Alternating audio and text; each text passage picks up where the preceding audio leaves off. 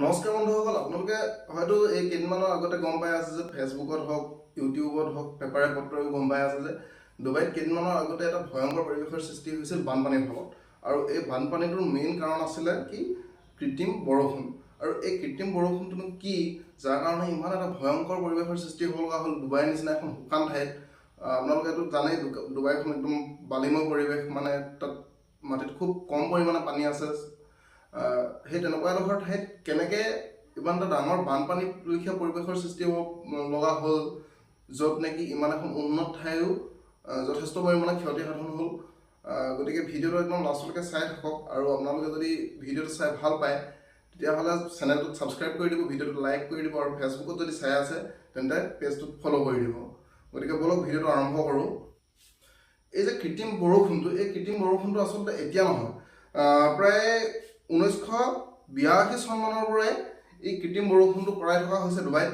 কিন্তু তাৰ ফলতো ইমান ডাঙৰ বানপানী আচলতে হোৱা নাছিলে। এতিয়া আপোনালোকে যদি এই কৃত্ৰিম বৰষুণটোৰ ফলত কেনেকৈ ইমান ভয়ংকৰ এটা পৰিস্থিতি হ'ল সেইটো জানিবলৈ বিচাৰে, তাৰ কাৰণে আমি গম পাব লাগিব যে বৰষুণটো আচলতে কেনেকৈ হয়।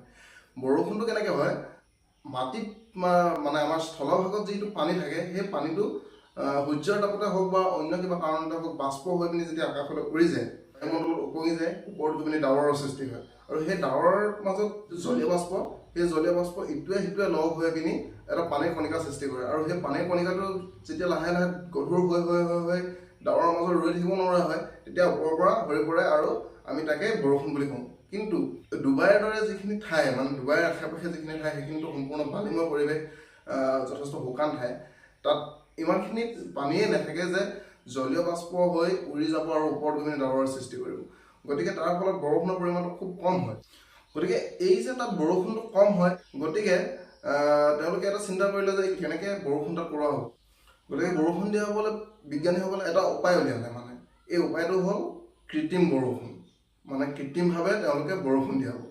গতিকে কৃত্ৰিমভাৱে বৰষুণ দিয়া হ'বলৈ বিজ্ঞানীসকলে এটা উপায় উলিয়ালে যে যি পৰিমাণৰ তাত ডাৱৰৰ সৃষ্টি হয়, সাগৰৰ পানী উৰি গৈ পিনি তাত ডাৱৰৰ সৃষ্টি হয়, আৰু সেই ডাৱৰ এনেকুৱা এটা পৰ্যায়লৈ নিব লাগিব য'ত তাত যিখিনি পানী থাকে, মানে পানীৰ কণিকা থাকে, সেই পানীৰ কণিকাখিনি লগ হৈ যায় আৰু ওপৰত উপঙি থাকিব নোৱাৰা হৈ যায়, যাক কোৱা হয় ছেটুৰেশ্যন পইণ্ট।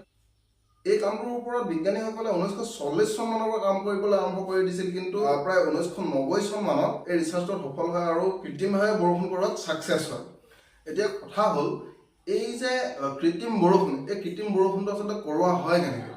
তাৰ কাৰণে প্ৰথমতে কি কৰা হয়, মাটিৰ পৰা বা এৰোপ্লেনৰ সহায়ত আকাশত থকা এনেকুৱা কিছুমান ডাৱৰ প্ৰথম বাছি লোৱা হয়, যিবিলাকত মানে পৰ্যাপ্ত পৰিমাণে পানীৰ কণিকা জমা হৈ থাকে। আৰু তাৰ ওপৰত এৰোপ্লেনৰ সহায়ত ছডিয়াম ক্লৰাইড, ড্ৰাই আইচ, এনেকুৱা ধৰণৰ কিছুমান বস্তু স্প্ৰে কৰি দিয়া হয়, যাৰ ফলত মানে সেই ডাৱৰত থকা পানীৰ যিবিলাক কণিকা, এইবিলাক আইচ ক্ৰিষ্টেললৈ ৰূপান্তৰিত হয়। আৰু সেই আইচ ক্ৰিষ্টেলৰ কাৰণে সেইটোৰ লগত ইটো পানীৰ কণিকাত মানে লগ হৈ পিনি ওপৰত ভাহি থাকিব নোৱাৰা হৈ যায়, আৰু ভাহি থাকিব নোৱাৰা হৈ ফাইনেলি তললৈ বৰষুণৰ আকাৰত সৰি পৰে। আৰু এই তাত যিটো পৰিৱেশ, সেই পৰিৱেশটো গৰম হৈ থাকে, সেই গৰম পৰিৱেশটোৰ ফলত সেই আইচ ক্ৰিষ্টেলবিলাক গলি পিনি বৰষুণৰ নিচিনা পানীটোলৈ ৰূপান্তৰিত হৈ যায়। ওপৰত প্ৰথম আইচ ক্ৰিষ্টেলে হৈ থাকে, কিন্তু তললৈ নামি আহোঁতে পানীৰ টোপাললৈ ৰূপান্তৰিত হৈ যায়। আৰু এনেকৈ কৰোৱা হয় কৃত্ৰিম বৰষুণ। অকল যে বৰষুণৰ কাৰণে, পানীৰ সমস্যা সমাধান কৰিবৰ কাৰণেই কৃত্ৰিম বৰষুণ দিয়া হয় এনেকুৱা নহয়। বহুত কেইখন দেশে বেলেগ বেলেগ কাৰণতো কৃত্ৰিম বৰষুণ দিয়া দেখা যায়। যেনেকৈ ধৰক আপোনাৰ চাইনাই প্ৰতি বছৰেই বেইজিং চহৰৰ ওপৰত এনেকৈ কৃত্ৰিমভাৱে বৰষুণ কৰায়, যাৰ ফলত হোৱা পলিউশ্যনবিলাক যথেষ্ট পৰিমাণে কম হয়। কিন্তু য'ত বাকীবিলাক দেশে কেমিকেলৰ ওপৰত নিৰ্ভৰ কৰে কৃত্ৰিম বৰষুণ দিয়াবৰ কাৰণে, তাতে কিন্তু ডুবাইয়ে জৈৱিক উপাদানৰ ওপৰত নিৰ্ভৰ কৰে কৃত্ৰিম বৰষুণ দিয়াবৰ কাৰণে। তাৰ কাৰণে প্ৰাকৃতিক লৱণৰ লগত টাইটেনিয়াম অক্সাইড মিলাই পিনি এটা পদাৰ্থ সৃষ্টি কৰে, আৰু সেই পদাৰ্থটোকে সেই ডাৱৰৰ ওপৰত স্প্ৰে কৰে বৰষুণ দিয়াবৰ কাৰণে। কিন্তু ইমান ইক' ফ্ৰেণ্ডলি বস্তু ইউজেই কৰিছিলে, জৈৱিক পদাৰ্থ ইউজ কৰিছিলে, যাৰ ফলত তেওঁলোকে ভাবিছিলে যে কোনো ধৰণৰ প্ৰব্লেম নহ'ব, প্ৰকৃতিৰ ওপৰত কোনো ধৰণৰ বেয়া প্ৰভাৱ নপৰিব। তেন্তেহ'লে ইমান এটা ডাঙৰ পৰিস্থিতি হ'বলৈ পালে কেনেকৈ ডুবাইত, যাৰ কাৰণে ডুবাইত কেইবাদিনৰ কাৰণে অফিচ বন্ধ দিব লগা হ'ল, ৱৰ্ক ফ্ৰম হোম কৰিব লগা হ'ল। ইয়াৰ কাৰণে আচলতে দুটা, প্ৰথমটোতো আপোনাৰ ক্লাউড চিডিং হয়, 2 নম্বৰ কথাটো হ'ল বতৰৰ পৰিৱৰ্তন।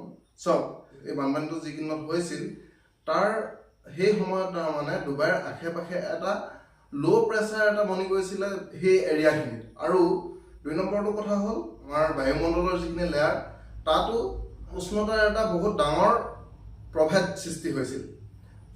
আৰু আপোনালোকে যদি ভালকৈ লক্ষ্য কৰে তেতিয়াহ'লে গম পাব যে যদি 1 ডিগ্ৰী বৃদ্ধি হয় বায়ুৰ উষ্ণতা, তাত প্ৰায় 7% মান জলীয় বাষ্প বেছি সোমাই থাকে।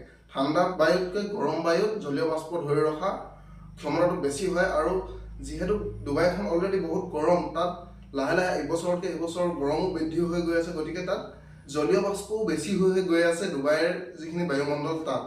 আৰু এই যিখিনি জলীয় বাষ্প তাত সোমাই আছে, সেই জলীয় বাষ্পখিনিয়ে বৰষুণ আকাৰে সেই কেইদিনত সৰি পৰিলে আৰু ইমান এটা ডাঙৰ বানপানীৰ সৃষ্টি হ'ল। এই বৰষুণ যে ইমানো ডাঙৰ বৰষুণ নাছিলে যে বহুত ডাঙৰ বানপানীৰ সৃষ্টি হ'ল। তাতকৈ বহুত বেছি পৰিমাণৰ বৰষুণ আমাৰ ইয়াতো দি থাকে প্ৰতি বছৰে।